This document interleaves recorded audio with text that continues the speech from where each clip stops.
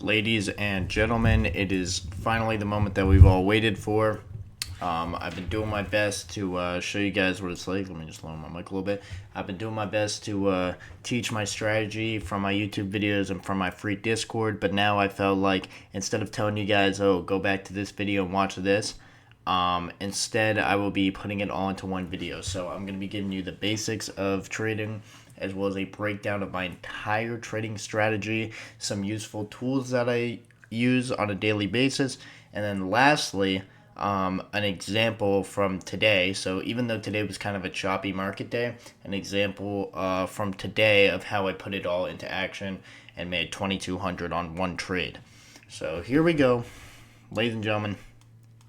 It's the full stocks for studs strategy breakdown. So the strategy includes daily bias using the power of three, inverse fair value gaps, external and internal liquidity, take profits and stop losses, what I target, higher time frame fair value gaps, and more. If you don't know what any of that means, I'm going to get into the basics right now. So here we go. So first, step one is understanding the basics. So what is a fair value gap? Well, we have a bullish one and a bearish one right here. If you're really, really new to the market, bull is, price going up, bear is price going down.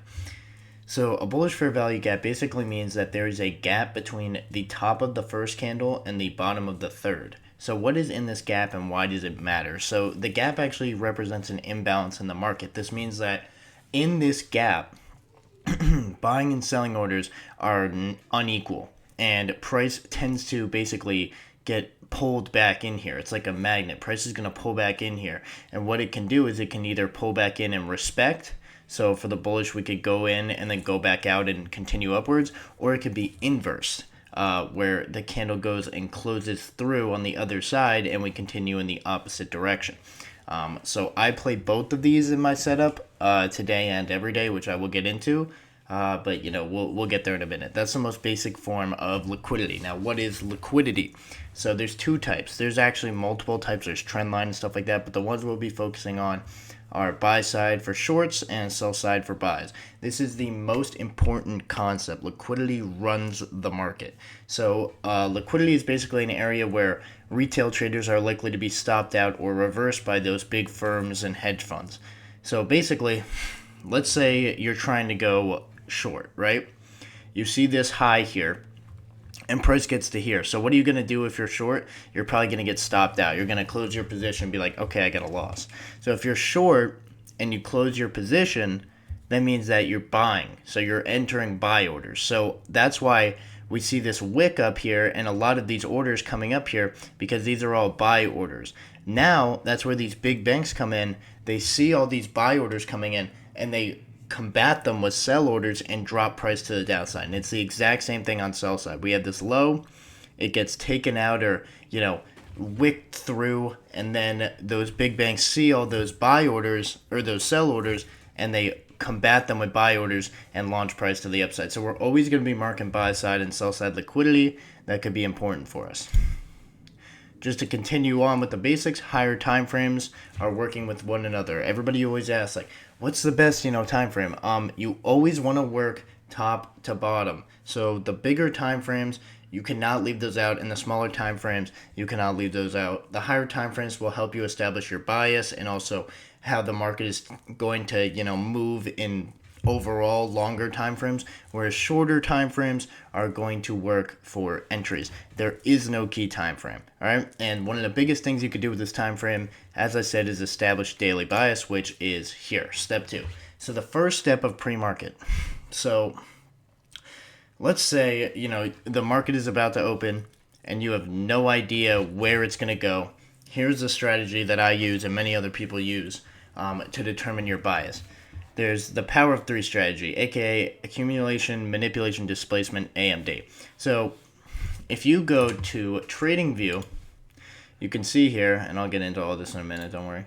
I have the sessions marked on my chart: Asia, London, New York AM, New York PM, and New York lunch. So if you want that, you can go and get this ICT kilozones and pivots indicator, and that is what's going to show you how price is tending to move. So what we want to see We want to see Asia's price accumulate. So basically, price is very compact. So as we saw here, Asia accumulates. Then we want to see London manipulate in a certain direction. So London is manipulating the traders that, oh, the bias is going to be this way. So London took out Asia highs and started manipulating to the upside. We rise in pre-market, and then we basically sweep here and return back to this high before this huge sell-off at New York AM Open, and we were bearish for the entire day. And that was where I was able to get one of my moves at a huge sell-off right after lunch. So I had bearish bias for the day. So the trade, or actually two trades that I took today at the end of the day, were shorts, and they both paid off huge. So getting your daily bias is always huge. I know that I kind of sped through it, but if you want more helpful videos on it, because this is an overview, not exactly like a dive into each part, some helpful YouTube videos are Justin Werlein's ICT Power of 3 and Dan Dowd Training's ICT Power of 3. Those break it down and have their own video on bias. So now step 3, establishing higher time frame liquidity. And like I said, we're going top to bottom. I do this in the example that I'm going to show you guys, don't worry. So you're going to start from the top and label all fair value gaps from the daily to the 4 hour to the 1 hour to the 15 minute, just everything you can find. And you're going to mark out liquidity, buy side and sell side on higher time frames. So before every day starts, what I like to do is I like to go on the 1 hour, the 15, or anything like that, and I will mark out liquidity. So as you can see here, our day started right about here. So before then, I'm marking out key levels. So here we had 15-minute equal lows, which I don't believe I got into yet, but I will very soon. Equal highs and equal lows. A lot of liquidity resting there. So we had this area right here before open. We had these highs. So I would just be like, okay, we're up here. We're on the hourly, remember. You mark the top of the wick because that's where the liquidity is resting. 1 hour buy side liquidity. That's where you mark it.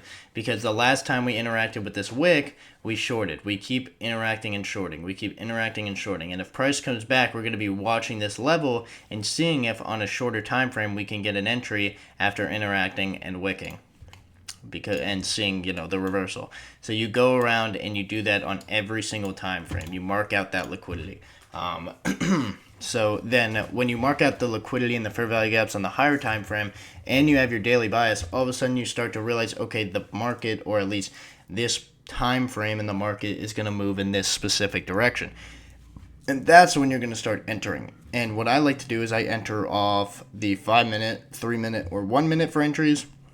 And how do I enter the big guy? This is the big one. I use the inverse fair value gap. So remember, we talked about these fair value gaps. What I will do is I will go on that smaller time frame, 1 to 3 to 5, and I will look for a fair value gap to be inversed in the direction that I'm trying to go.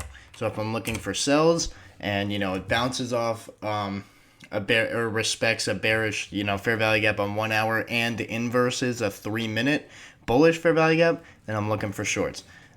Now let's interact with liquidity. Step 4. So the importance of equal lows and equal highs. Like I said, price is always going to want to come back. For example, we made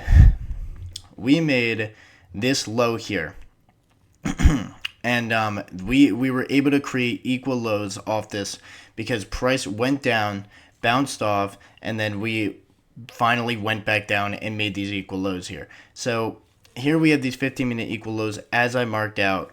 Don't pay attention to these squares because they were on different time frames. But price is going to want to come back to these. So when you're entering a trade, try to target internal liquidity. Meaning, for example, let's say you enter off this sweep. You could target internal liquidity like this, so like the closest swing high or swing low, that stands out. Or if there's equal highs up here, you could let, a runner go and try to see if it could get all the way there, which is what happened today with my trade, which I'm about to show you guys.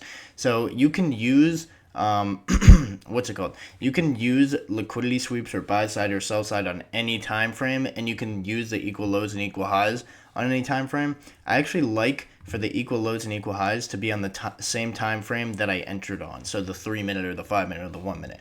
And for my long-term liquidity, I like to use the 15 minute. It's optimal in my opinion because, 1 hour and 4 hour, it could take a bit to actually interact with that. And then 3 minute or 5 minute, they can be reversed pretty easily. What is an A plus setup? So this is huge. This is exactly what I use. So first of all, this is the big slide. This is how you profit in the market. First step, your daily bias is on your side for an A plus setup. So the power of three concept, we got bearish bias today, so I was looking for shorts. Next, we have higher time frame fair value gap or liquidity being swept, which we did in my example. So like I said, that 1 hour, 4 hour daily time frame, something being interacted with over there. You want overlapping fair value gaps or liquidity from higher to lower, meaning if you have a huge 1 hour fair value gap and then a 15-minute fair value gap inside of it, and we respect both of those at the same time, beautiful. And then you want to have your internal liquidity and or the equal lows and equal highs for take profit, as I just talked about recently, those here and letting up equal highs here, or here and letting up equal lows there. And then, of course, that lower time frame inverse fair value gap. And also, no market news during your trade, because market news can completely screw up your trade no matter how good it is. So use forexfactory.com and do not trade, assuming you're trading an index like the S&P or Dow Jones or NASDAQ. Do not trade during USD red folders on your day. Here's the time. Here's the currency. Don't trade USD red folders. Entering the trade. So once most of all or all the previous steps, this A plus setup are good, enter off that inverse fair value gap on that lower time frame. The stop loss should be at where the liquidity was swept, or if you're a little bit tighter, it could be the top or bottom of that fair value gap that got inversed on the lower time frame. And then the take profit should be at that recent liquidity and or those equal highs and lows that we talked about. So now it's time to get to the example from today. So here is how my mind worked for today's huge setup. So here's what we did. As you guys can see, we have this huge, here we go, let's move over here. I'm on the 1 hour time frame. We inversed a lot at 4 hours, so I wasn't looking that low, but here's what I did. We had this bullish fair value gap on the 1 hour. Can you guys see that? We got the top wick here to the bottom here. So just from here to here is the same thing as from here to here. There's our bullish fair value gap on the 1 hour time frame. As you can see, price respected it and came up multiple times. So I know it's a valid fair value gap. But what happens if we start to inverse it to the downside, right? So let me get back to my A plus setup. Daily bias on our side. Remember, we were in shorts, right? We were looking for sells. And then we want our higher time frame fair value gap or liquidity swept and our overlapping fair value gaps. So now it's like, okay, we have this bullish. Now let's look for something on a smaller time frame. You go to the 15-minute, remember? So this is the bullish fair value gap on the 1 hour that we were talking about. And then what do we have here? We have a bearish fair value gap on the 15-minute chart. So now we have two fair value gaps on higher time frames being swept here. As you can see, look, remember when we talked about the liquidity sweeps? As you can see on the 15-minute, the candle goes into both and then closes below them. And they're overlapping. They're right over each other. The 1 hour bull and the 15-minute bear are both swept. So as soon as I'm looking for them to be swept, I'm looking for a setup on that lower time frame. What is our setup? The inverse fair value gap. No market news, by the way. What do I see on the 3-minute? I see this bullish fair value gap. So remember, same exact thing, top to bottom. We get this. We inverse through. Now I look, okay, what do we have? Well, remember at the beginning when I marked out those 15-minute equal lows from before? Look at these guys. Look at how perfect they are. So I targeted those. So now we could just check once again. We have the 1 hour bull, this big guy, the 15-minute bear, both in each other. We get in and interact, and then with one 3-minute candle, we go from being inside both of them to inversing the 15 bear, respecting the 1 hour, respecting the 15 bear, inversing the 1 hour bull, and inversing the 3-minute. So once again, we had the daily bias of shorts. We had that higher time frame liquidity being swept. We had that inverse on that 1 hour bull. We closed below where it had formed before. We had that 15-minute bear, also higher time frame. They were overlapping, like I said, and then we had our equal lows because price tends to go back to them for profit, and we literally were not red for a single second of this trade. It was a beautiful 6.65 risk to reward trade and 125 ticks. I trade the Dow Jones, which is $5 a tick, and I like to trade 4 contracts. So that was 2,500, 2,200 actually, because I closed a little before it fully went through, and commissions. But that's how you do it. I like to trade Dow just because TradingView like updates it all the time. It's a pretty good chart, but that is the A+ setup. We had everything possible. Most of or all of the previous setups were good. They were all good, and we entered off of our inverse on that 3-minute, that smaller time frame, like we said. And what happened? We absolutely get the benefits, and that is how it's done. Now, step 7. Now that you've seen that this actually works, let's talk about how to put it to good use. So the main thing that I see when people lose their fundeds, they don't get through it, is not because their strategy was bad or not because their timing or anything like that. It's because they actually don't know how to manage risk, and they're losing $1,000 a day. So their bank account or their account is already almost done, and their mental is already screwed. So here's how you fix that problem. You watch my video on the 6 rules to pass a funded account. I've passed multiple fundeds. I have ones from Top Step and ones from Apex. If you don't believe me, here's one of them. Certified funded trader from Top Step. That's just one of them. I've passed multiple fundeds by just managing risk. People don't understand how crucial that is. If I ask someone, if they're like, I'm about to blow my funded, I'm like, how much did you lose today? And they say anything over 400, I'm like, I see where the problem is. For a 50K funded from Apex or Top Step or anywhere, you shouldn't be risking more than a 250 loss per trade or a 400 loss per day. You should have at least a 2 risk to reward ratio, meaning that your risk is way less than your reward. So if you're risking 250 max loss on a trade, you should be profiting 500 max on the day, or on the trade. You shouldn't be trading more than 3 to 4 times a day, because people will always FOMO trade, meaning they miss the move and then they enter late and they get killed by the pullback and then they're already done. You should only be trading A+, and I don't care if there's 10 A+ trades in a day. You only trade 3 to 4 of them because, sometimes it'll be an A+ trade, but it'll still pull back a bit.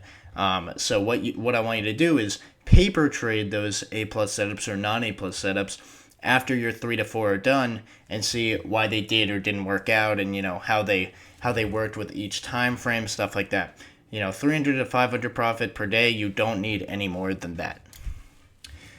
Step 8, you want to connect with peers. You want to connect with us. So the YouTube channel, Stocks for Studs, I have this video now, which hopefully is helping a lot of you guys out. But, I also have other videos that go more in depth with some of the specifics. Discord link, you could DM me on Instagram. Here's the Instagram right here, and I will give you the link. We have free one-on-one mentorship, free callouts, free private DMs, and no payment anytime. I'm not charging for anything. I do this all for free. I do this all to grow the community. I'm helping people out. I could private DM me on Discord, and I can answer any questions you have. You could send me screenshots of your back testing, and I could tell you what happened.